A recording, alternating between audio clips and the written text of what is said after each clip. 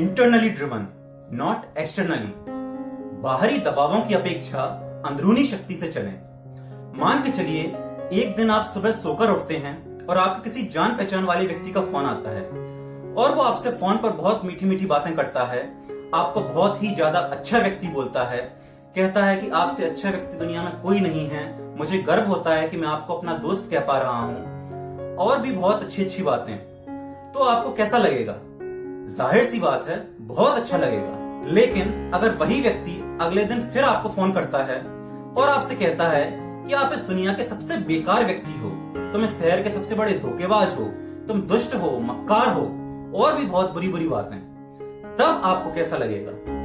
जाहिर सी बात है, बहुत ही बुरा लगेगा।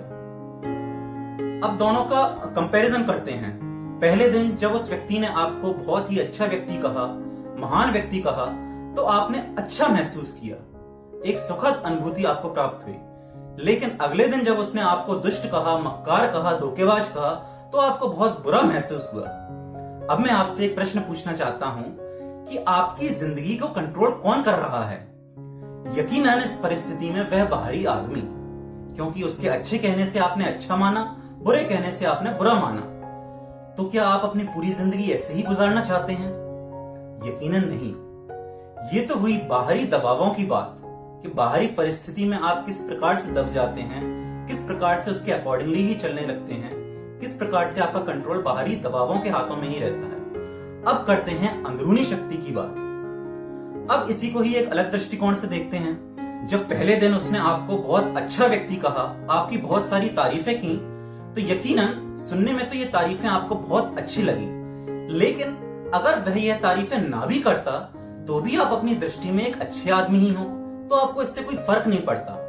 और अगले दिन जब उसने आपकी बहुत सारी बुराइयां की, आपको दुष्ट कहा, धोखेबाज कहा, तो भी ये सारी बातें आपके ऊपर बेअसर हैं, क्योंकि आप तो अपनी नजरों में बहुत अच्छे व्यक्ति हैं।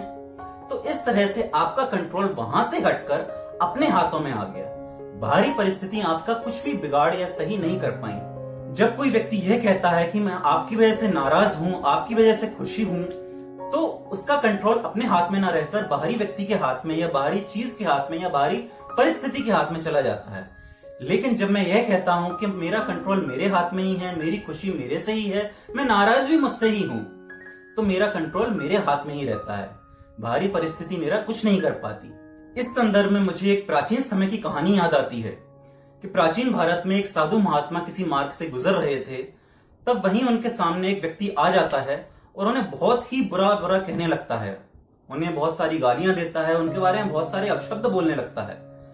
तब वह साधु महात्मा बिना परेशान हुए सहज भाव से उसकी सारी बातें सुनते हैं, और जब तक सुनते हैं, जब तक वह बोलते बोलते थक नहीं जाता, और जब वह कुछ नहीं बोलता, तब साधु महात्मा उससे एक बड़ा ही सुंदर प्रश्न करते हैं कि मुझे एक प्रश्न का उत्तर दो कि अगर किसी की दी हुई चीज कोई ना ले तो वह चीज किसके पास रहती है?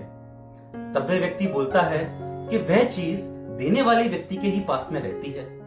तब साधु महात्मा कहते हैं, मैं तुम्हारी इन सारी चीजों को लेने से इनकार करता हूँ, तुम्हारी सारी गालियां, तुम्हारे सारे अपशब्द में लेने से इनकार करता हूँ। ऐसा कहकर वह वहां से प्रसन्नचित्त होकर चले गए और वह आदमी हक्का बक्का रह गया। अब बताइए मुझे, इस परिस्थिति में साधु महात्मा का कंट्रोल किसके हाथ में था? उनका कंट्रोल अंदरूनी था, यानी उनका कंट्रोल अपने हाथ में था। उन्हें वह गालियां, उन्हें वह बाहर की परिस्थिति, वह व्यक्ति परेशान नहीं कर पाया। परेशान तो क्या, एक सेकंड भी उनके चेहरे पर नहीं आ पाई, क्योंकि उनका कंट्रोल उनके हाथ में था। बाहरी दबावों से नहीं चल रहे थे, वे अपनी अंदरूनी शक्ति से चल रहे थे। जब तक हम बाहरी चीजों, व्यक्तियों या परिस्थिति को दोष देते रहेंगे, तब तक हमारे दुखों का अंत नहीं होगा। हम अपने आप को असहाय मानने लगेंगे, क्योंकि हमारा कंट्रोल उनके अकॉर्डिंगली होगा, उनके अधीन होगा। देखिए, हमें अपना कंट्रोल बाहरी व्यक्ति या बाहर की परिस्थिति से नहीं रखना है, हमें अपना कंट्रोल अपना निजी रखना है, हमें अंदरूनी शक्ति से चलना है। पूरे दिन में आप ये प्रैक्टिकल किया कीजिए कि मैं गुस्सा क्यों हुआ, मैं परेशान क्यों हुआ, मैं खुश भी क्यों हुआ। क्या ये सारे कारण बाहरी थे या अंदरूनी थे?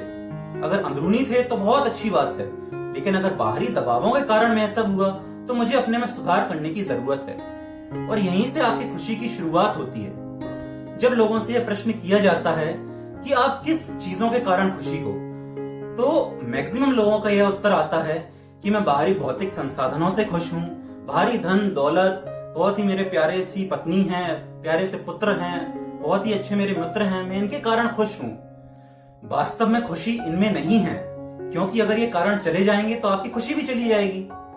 एक बात याद रखिए, खुशी बनने में है, ना कि पाने में। जीवन में किसी व्यक्ति के पास सब कुछ हो, भारी संसाधन हो, तो जरूरी नहीं है कि वे व्यक्ति खुश हो। खुशी अंदरूनी होती है।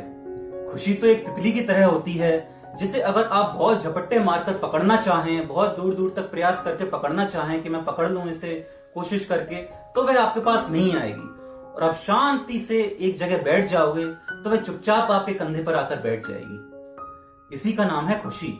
और यह तभी आएगी जब आप बाहरी दबावों से नहीं चलेंगे, जबकि अंदरूनी शक्ति से चलेंगे। आपका कंट्रोल बाहर से हटकर अपने आप पर आ जाएगा, तब आएगी है खुशी। और यही खुशी होगी सच्ची खुशी। अगर इस वीडियो से आपको कुछ सीखने को मिला हो तो इसे लाइक कीजिए और ज्यादा से ज्यादा शेयर कीजिए। और इस चैनल पर अगर आप नए हैं तो इसे प्लीज सब्सक्राइब कीजिए, जिससे आपको आगे भी इस तरह की मोटिवेशनल वीडियोस मिलती रहें। Thank you.